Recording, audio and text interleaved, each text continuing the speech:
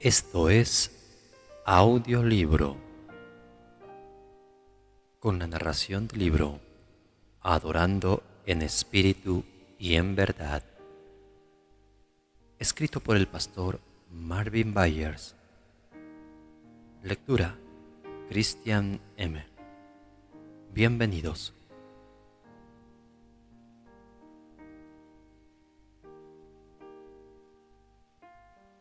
Capítulo 13. Más características de los hoteles.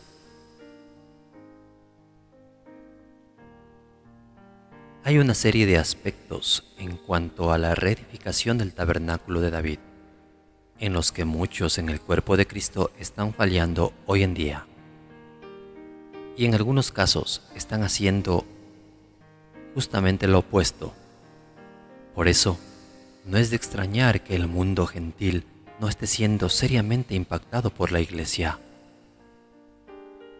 Hechos 15, 16 al 17 declara que cuando el tabernáculo de David sea reedificado, el mundo gentil definitivamente será visitado por Dios, tal como sucedió en la Iglesia primitiva. ¿En dónde estamos fallando como Iglesia? Hemos cambiado el patrón de la casa de Dios por un patrón diseñado conforme a nuestras propias preferencias y a lo que le agrada a la carne. Los cambios que hemos hecho han transformado la morada de Dios en un mero hotel espiritual, al cual Él podría concederle una breve visita. Los siguientes detalles no son para todos. Alguien que está satisfecho con la pequeña medida de la presencia de Dios que está operando en su vida no estará dispuesto a abrazar estos cambios. En realidad, esa persona no ve la necesidad de cambio alguno.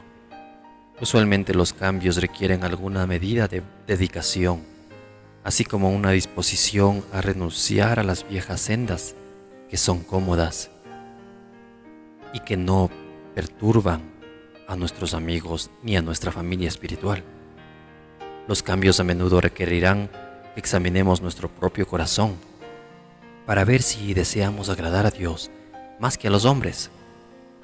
¿Estamos dispuestos a vernos como un fracaso ante los ojos de otras personas para poder agradar a Dios y poderle escuchar decir al final de nuestra vida: bien, buen siervo y fiel? Comprendiendo el poder de la música. Antes de que veamos lo que está sucediendo en la iglesia hoy, necesitamos entender un poco acerca del poder de la música. En los Estados Unidos, la gente no gastaría 26,000 millones al año en suscripciones a música y videos si estos no causaran algún efecto en sus vidas. Para aquellos que en realidad creen que la música tiene pocas consecuencias, hay un video disponible en línea titulado "Cómo los Beatles cambiaron al mundo", dirigido por Tom Odell. Refiérase a la nota que ponemos en el video de este audiolibro. En lo personal, yo vivía en la época de la revolución social, cultural y sexual que estos cantantes provocaron prácticamente en el mundo entero.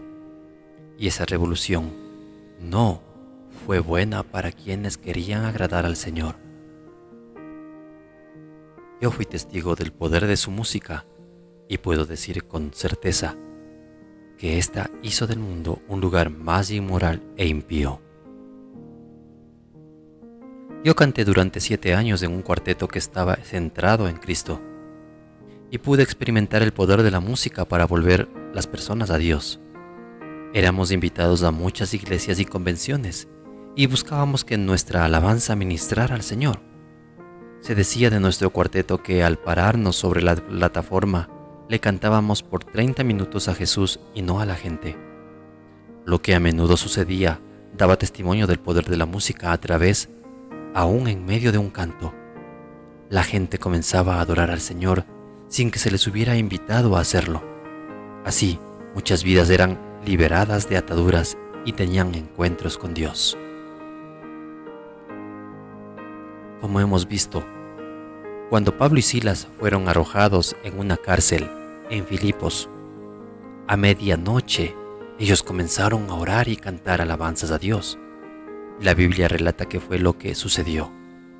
Pero a medianoche, orando, Pablo y Silas cantaban himnos a Dios y los presos los oían.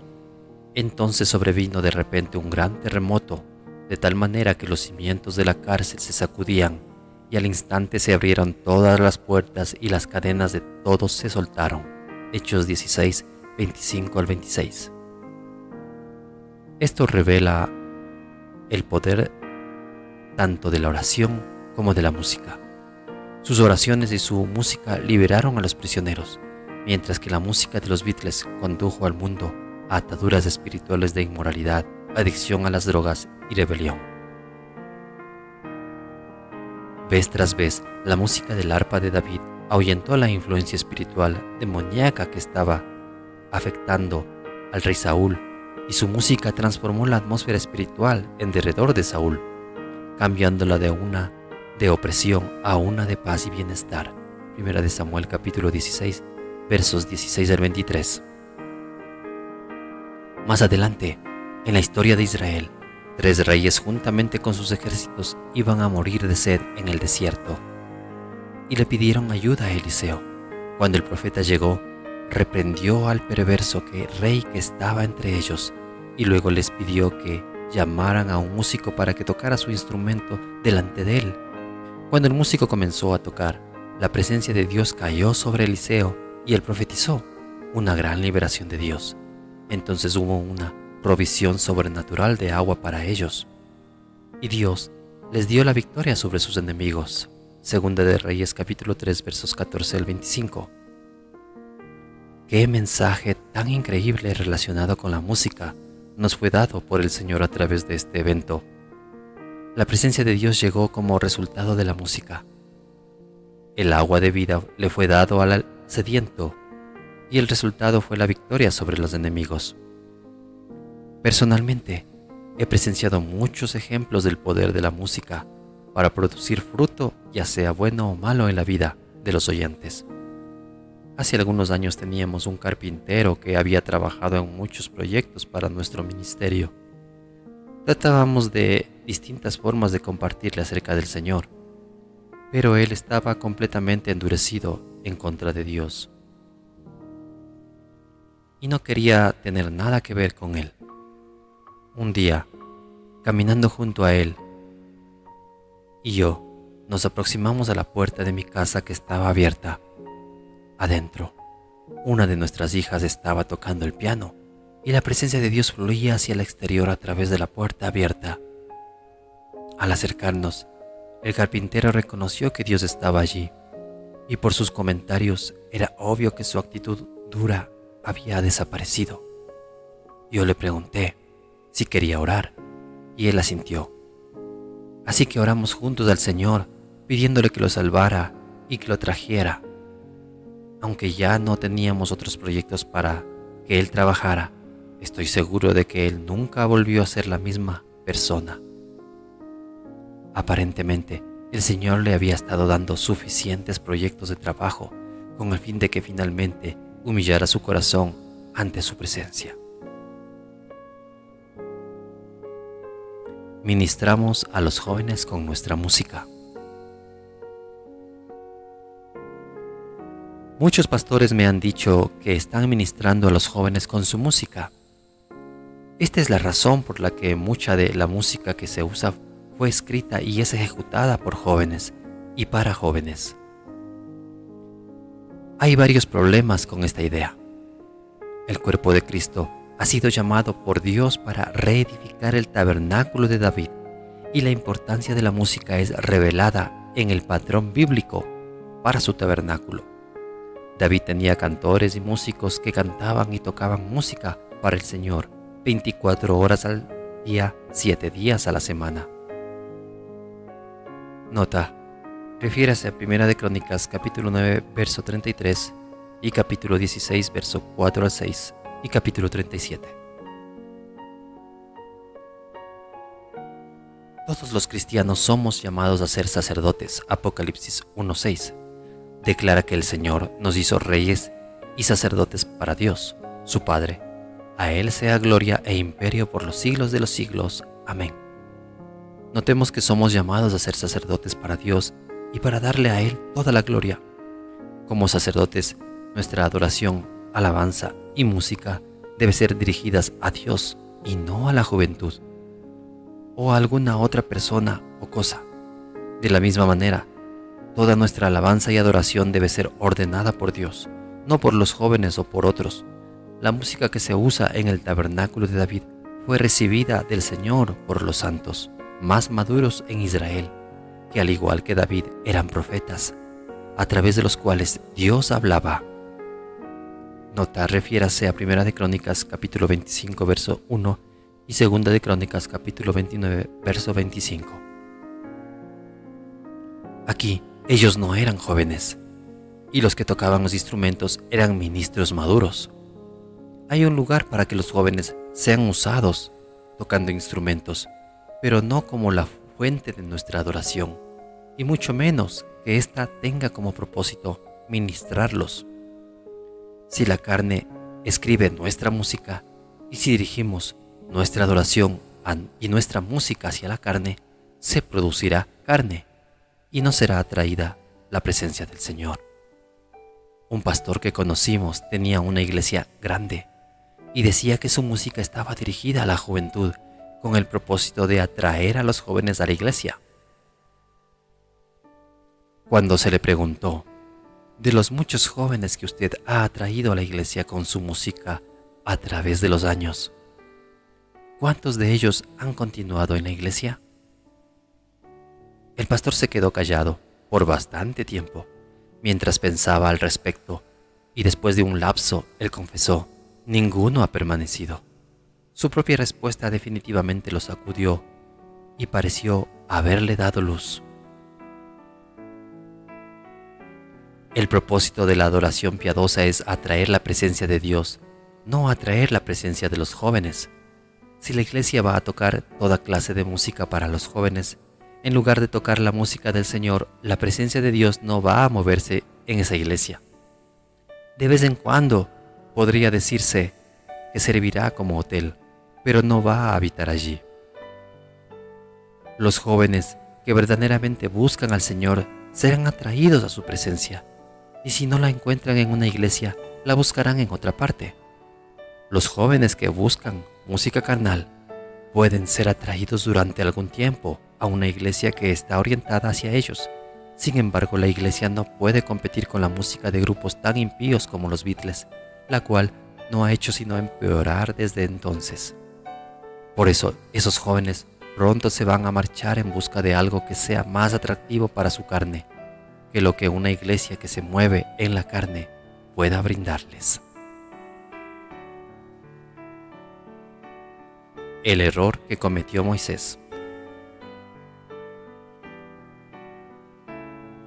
Moisés fue un hombre que, con excepción de Jesús, conoció a Dios como ningún otro.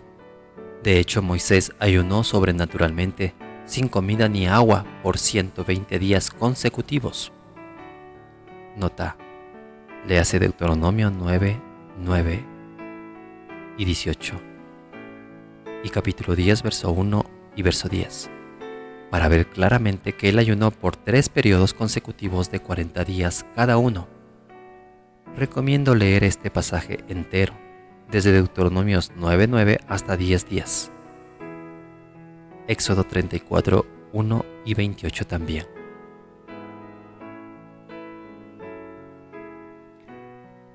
Definitivamente, él siguió a Dios de todo corazón durante la mayor parte de su vida.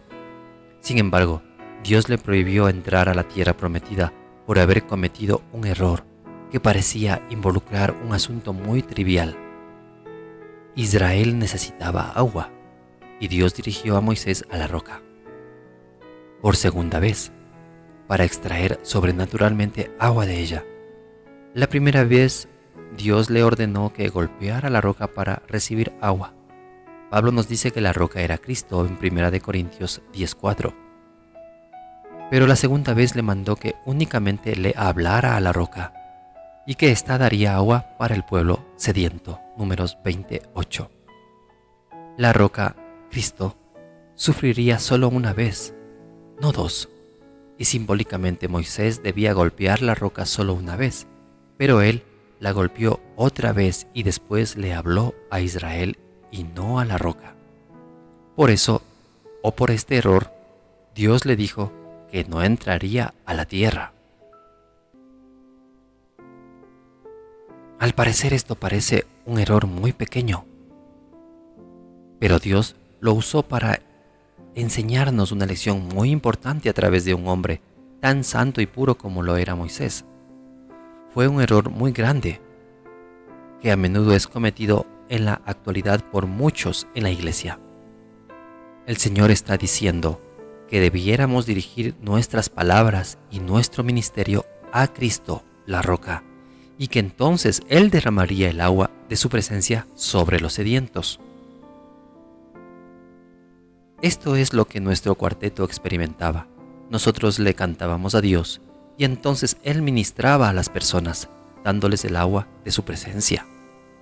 Los salmos nos exhortan repetidamente a cantar al Señor. Salmo 144:9 es uno de los muchos ejemplos. Oh Dios, a ti cantaré cántico nuevo, con salterio, con decacordio, cantaré a ti. La Escritura jamás nos dice que cantemos para ministrar a la gente. Todo lo que hagamos como sacerdotes debe ser dirigido al Señor y nunca a la gente. Y ciertamente no a los jóvenes. Esto incluye nuestra música, nuestra adoración y nuestra predicación. Personalmente, mi meta cuando predico es hablar con la conciencia de que estoy hablando delante del Señor y no delante de la gente. A la luz de que Dios nos mostró por medio del error que cometió Moisés, no estamos utilizando en absoluto un lenguaje demasiado fuerte al decir que ministrar a los jóvenes con nuestra música es una abominación a los ojos de Dios. Dios ministrará a los jóvenes si nosotros aprendemos a ministrarle a Él de una manera que atraiga su presencia, para que los jóvenes sedientos puedan beber de su fuente. Cuando ministramos a la roca, en realidad estamos haciendo lo único que puede traer vida a los jóvenes o a cualquier otro. Es así que el Señor ministrará a los jóvenes. Por el contrario, si intentamos dirigir a ellos nuestro ministerio, les traeremos muerte. Una hermana muy entregada de otro ministerio pasó una semana con nosotros participando en nuestra adoración. La mayor parte de la semana ella estuvo muy turbada al discernir que había una gran diferencia entre la adoración de su iglesia y la que nosotros enseñamos y ponemos en práctica. Ella oró durante esa semana, pidiéndole al Señor que le mostrara cuál era la diferencia ante sus ojos. Finalmente, Él le habló y le dijo: en tu iglesia cantan para ministrar a la gente, pero aquí me cantan y me ministran a mí. Oh, que podamos entender que esto es lo que somos llamados a hacer como sacerdotes para Dios.